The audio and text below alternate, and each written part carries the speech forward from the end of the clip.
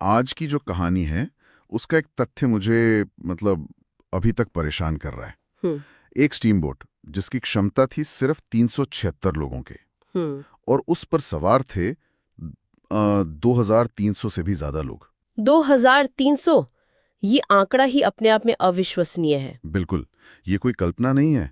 ये एसएस सुल्ताना जहाज की असलियत थी जो अमेरिका की सबसे भयानक समुद्री त्रासदियों में से एक बनी। सही बात है। तो ये एसएस सुल्ताना आखिर था क्या?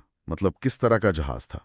ये एक स्टीम पैडल व्हीलर था। पैडल व्हीलर वो भाप से चलने वाला जहाज जिसके दोनों तरफ बड़े बड़े चक्के होते हैं, हाँ बिल्कुल। जो पानी को धकेलते हैं। हम्म। इसे 1863 में बनाया गया था और ये मिसिसिपी नदी पर चलता था। ओके, तो इसका मुख्य काम क्या था? यात्रियों और सामान को लाना ले जाना, खासकर कपास। और यहीं पर कहानी का मानवीय पहलू जुड़ता है। हाँ, और वो दिल दहला देता है।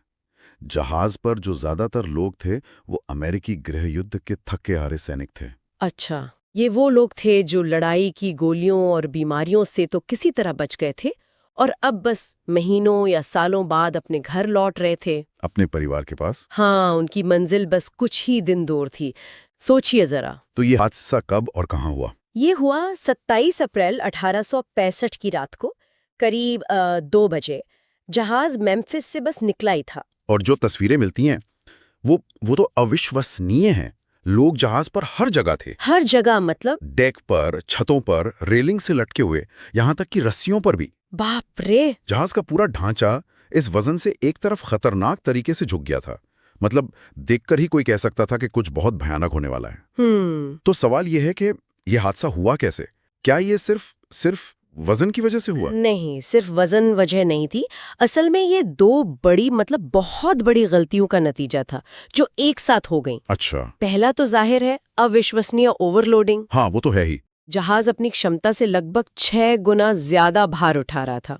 इस वजन ने जहाज के पूरे ढांचे पर, खासकर उसके बॉयलरों पर जबरदस्त दबाव बना दिया था। 2300 लोग, ये आंकड़ा दिमाग में बिठाना भी मुश्किल है। लेकिन एक मिनट, सिर्फ वजन से तो जहाज डूब जाता, इसमें धमाका क्यों हुआ? सही सवाल। और यहीं पर दूसरी और शायद सबसे बड़ी गलती सामने आती है, तकनीकी खराबी। तकनीकी खराबी? हाँ, सोचिए, ये जहाज भाप के दबाव से चलता था, जिसके लिए विशाल बॉयलर 24 घंटे आग पर उबलते रहते थे। ठीक है। इनमें से एक बॉयलर में पहले से ही एक खतरनाक लीक था। क्या उसकी मरम्मत नहीं की गई थी? की गई थी, लेकिन ठीक से नहीं। उस पर बस एक पैच लगा दिया गया था। तो आपके पास एक टाइम बॉम्ब पहले से ही था। तो जब ओवरलोडिंग का भयानक दबाव उस कमजोर लीक हो रहे बॉयलर पे पड़ा, तो नतीजा एक